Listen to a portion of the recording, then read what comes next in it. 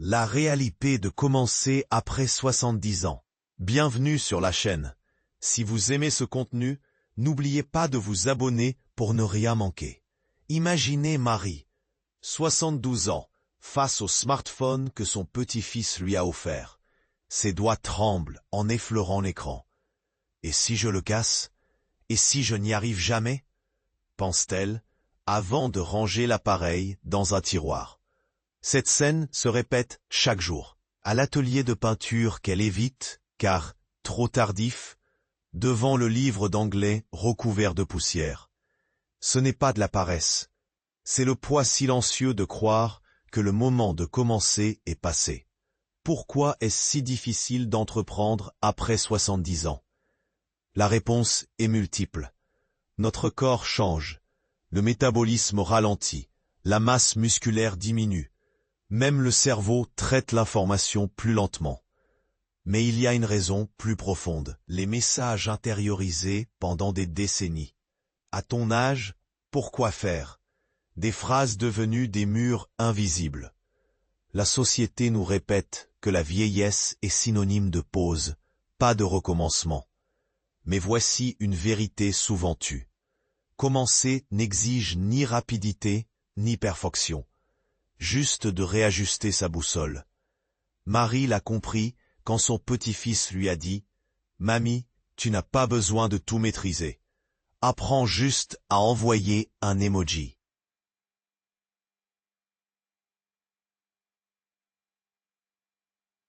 Marie comprenait les signes du mari. Ensemble, ils ont consacré 10 minutes par jour. Un jour, Marie a envoyé son premier cœur numérique, puis une photo de son géranium.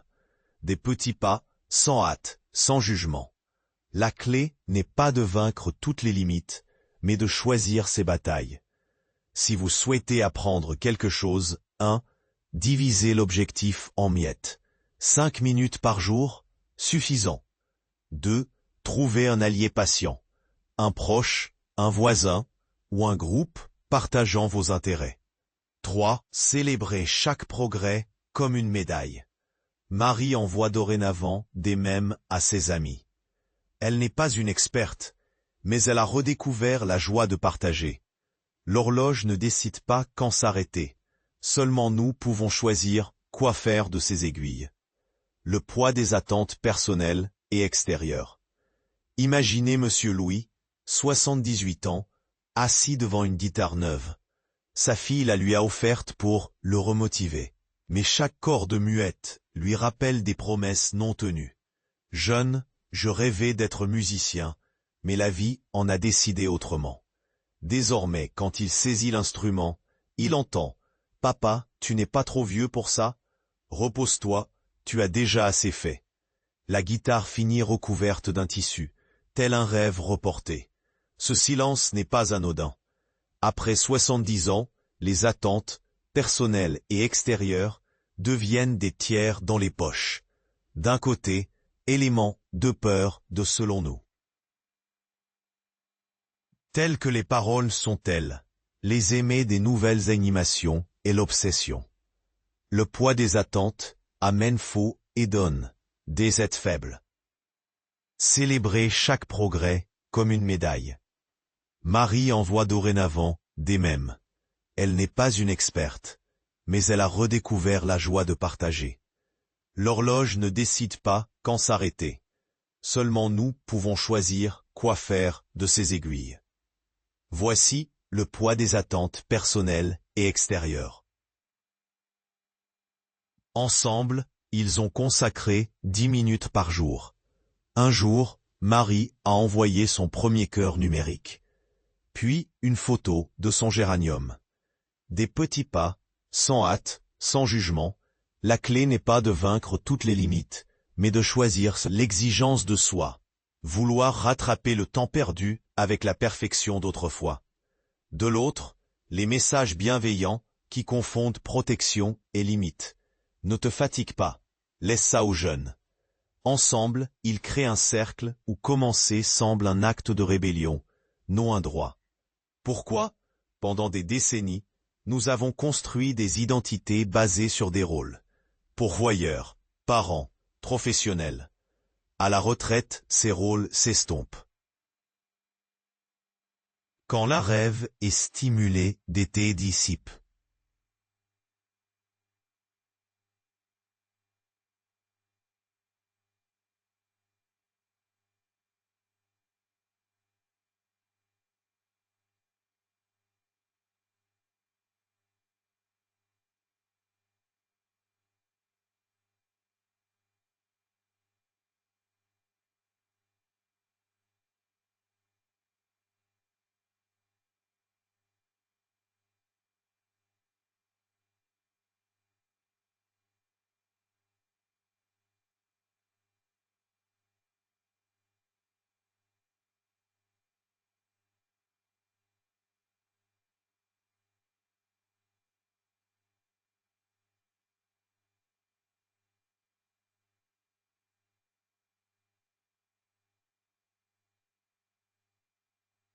Mais la pression sociale persiste.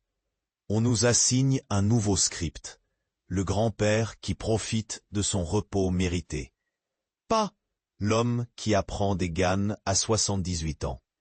Briser ce moule dérange, même ceux qui nous aiment, car cela défie les attentes. Mais il y a de l'espoir. Louis l'a découvert en parlant franchement à sa fille. Ce cadeau me rend heureux, mais j'ai besoin de ton soutien, sans pression. Ils ont ajusté leurs attentes. D'été. Je rencontrerai peut-être dans le fond, ou sinon. Au lieu de jouer des morceaux entiers, il pratique des accords isolés. Son but n'est plus de devenir concertiste, mais de sentir les vibrations du bois au crépuscule.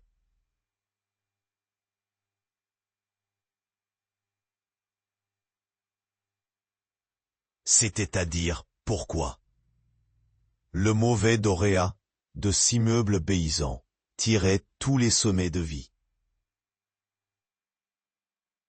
On voit des mènes qui sont dehors pour accompagner ces passions sans demander leurs aides. Ils a commencé à vendre leur apport et les acceptent dans leur combat du mal. Ce sacrifice n'est pas un moment, mais est un moment qu'on s'est perdu. Dans ce clébari, l'horloge n'est que la porte des ciselles s'est fermée. Mais l'acte, elles finirent, est perdu. Le poids des attentes personnelles et extérieures. Et sans espoir, c'est une porte ouverte et doit baiser d'avant. Il exige les projets pour devenir un concertiste. Il nous fait un padoline, une parole et à l'écartier. À l'abri, il aiguise une posée à ses propres pièces. Il obsue passionnément, accompagne par deux stères au recul et enfermé. Briser ce moule dérange. Marie a découvert, en parlant franchement à sa fille. Ce cadeau me rend heureux, mais j'ai besoin de ton soutien, sans pression. Si les attentes vous écrasent. 1. Réajustez votre boussole intérieure. Notez 3 envies, même ridicules. 2. Parlez sans crainte. J'apprécie ton inquiétude, mais cela me fait du bien. Essayons ensemble. 3. Remplacez je dois par je veux. Privilégiez le plaisir du processus. Madame Rose, 81 ans, a appliqué cela en s'inscrivant à la natation. Ses enfants craignaient les risques. Alors, elle a négocié. Cours adaptés, 2 fois par semaine. Aujourd'hui, elle ne vise pas la performance, mais la liberté ressentie dans l'eau. Les attentes ne disparaissent pas, mais perdent leur pouvoir quand on en fait des alliés. Briser le cycle de la peur de l'échec. Imaginez Charles, 76 ans, devant un cahier vide. Sa fille lui a offert un carnet pour écrire ses mémoires, mais les pages restent blanches depuis des mois. Et si ma vie n'intéresse personne? Et si j'écris mal? Répète-t-il chaque soir. La peur de l'échec n'est pas un monstre criard, mais un murmure constant. Ne rien tenter est plus sûr. Ce cycle n'est pas unique. Après 70 ans, la crainte de l'erreur puise dans le passé. Projet abandonné. Critique, deuil de capacité perdue. Le cerveau, sage mais prudent, privilégie la sécurité. Le problème survient quand la prudence devient une cage sans serrure. Comment briser cela? Comprendre que la peur est un signal. Quelque chose compte. La psychologue Dr Claire Marquet explique: quand un senior évite de commencer, ce n'est pas par manque de volonté. C'est une protection. Si je n'essaie pas, je ne souffre pas. La clé est de renégocier ce pacte interne. Charles a commencé simplement. Au lieu d'écrire son histoire, il a noté une anecdote sur un post-it, celle de sa rencontre avec sa femme dans un tramway. Collée sur le frigo, sa petite fille l'a lu et a demandé « Paki, et ensuite ?» Désormais, chaque note est un fragment de vie que quelqu'un veut entendre. Pour transformer la peur en action, l'expérience de 5 minutes. Tentez une activité nouvelle pendant 300 secondes. Peindre, danser, envoyer un email. Après, demandez-vous: était si terrible? 2. Redéfinissez l'échec. Qu'arrive-t-il si ce n'est pas parfait? Notez 3 issues réalistes. Exemple, si je rate un appel Zoom, je peux rire et réessayer. 3. Trouvez des témoins bienveillants. Partagez votre but avec quelqu'un qui encourage sans pression. Le changement n'est pas instantané. Charles doute parfois, mais son carnet reste sur la table, non sous le lit. Ses mémoires avancent au rythme des post-it. Comme il dit: avant, je voulais un livre parfait. Maintenant, je veux juste qu'il existe. Redéfinir le concept de réussite. Imaginez Madame Anne, 75 ans, avec de la laine entre les mains. Elle tricote une écharpe pour son petit-fils, mais ses doigts ne répondent plus comme avant. Avant, j'en faisais 5 par jour, dit-elle en défaisant sa maille pour la 3e fois. Sa fille insiste: laisse tomber, on t'en achètera une. Mais Anne persiste, non pour l'écharpe, mais pour une raison qu'elle ne comprend pas d'abord. Après 70 ans, la réussite ne se mesure pas au résultat, mais au sens.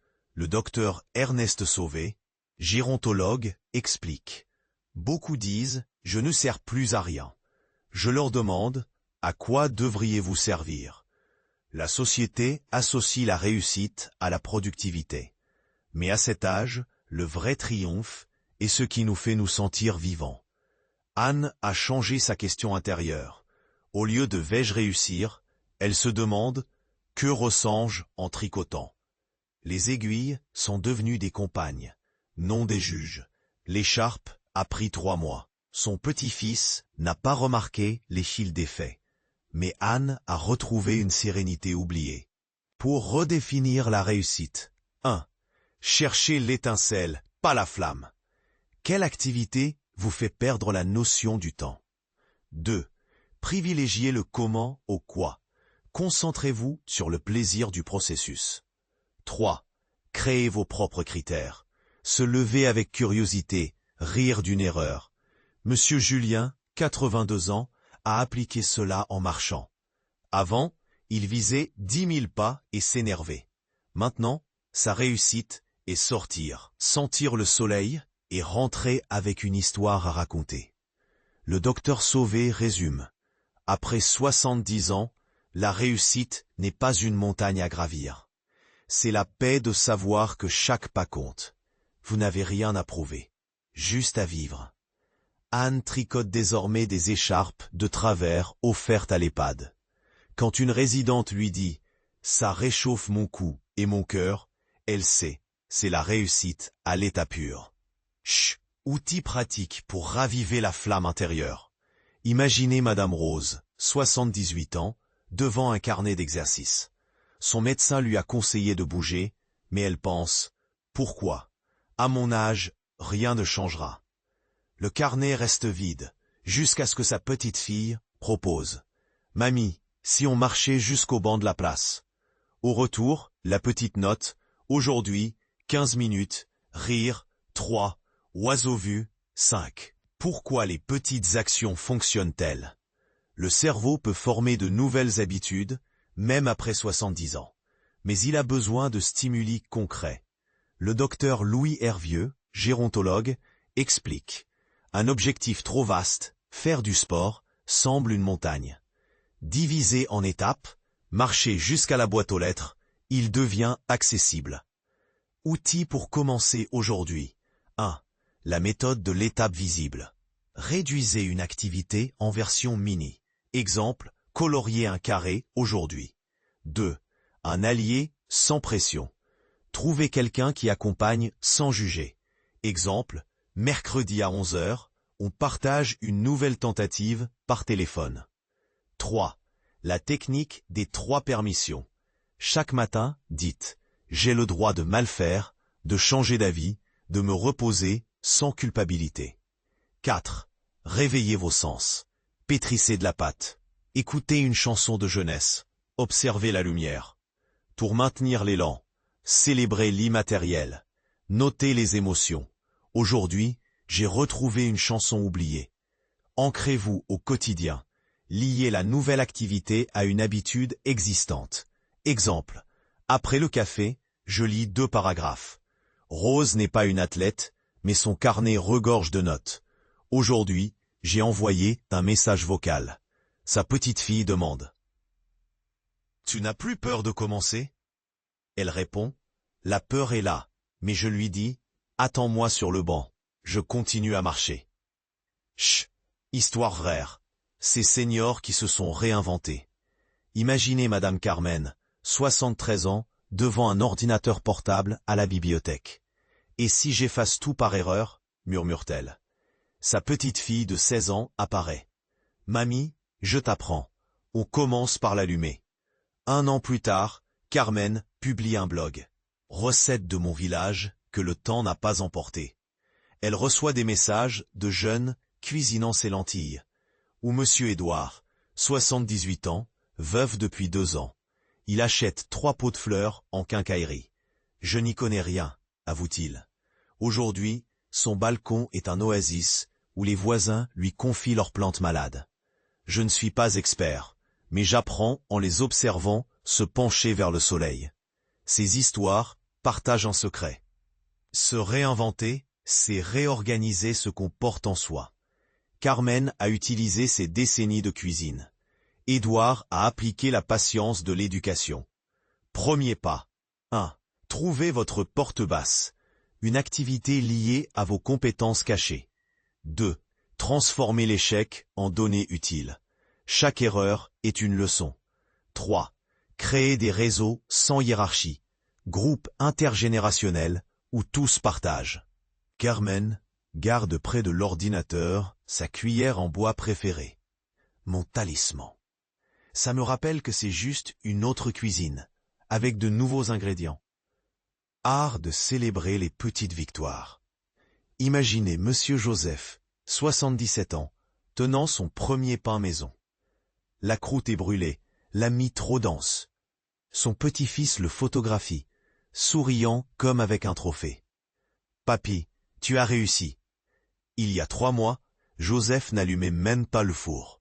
Aujourd'hui, il célèbre chaque étape, pétrir, attendre la levure, humer le blé grillé. Célébrer le petit n'est pas naïf. C'est une stratégie cérébrale. Reconnaître les micro-progrès libère de la dopamine. Le docteur François Roux, neurologue, explique. Après 70 ans, beaucoup oublient de se féliciter. Mais le cerveau a besoin de stimuli positifs. Un bravo active les mêmes zones que chez un jeune. Madame Louise, 80 ans, l'applique avec sa canne. Au lieu de se focaliser sur ses limites, elle célèbre. Aujourd'hui, je suis arrivé à la boîte aux lettres sans m'appuyer.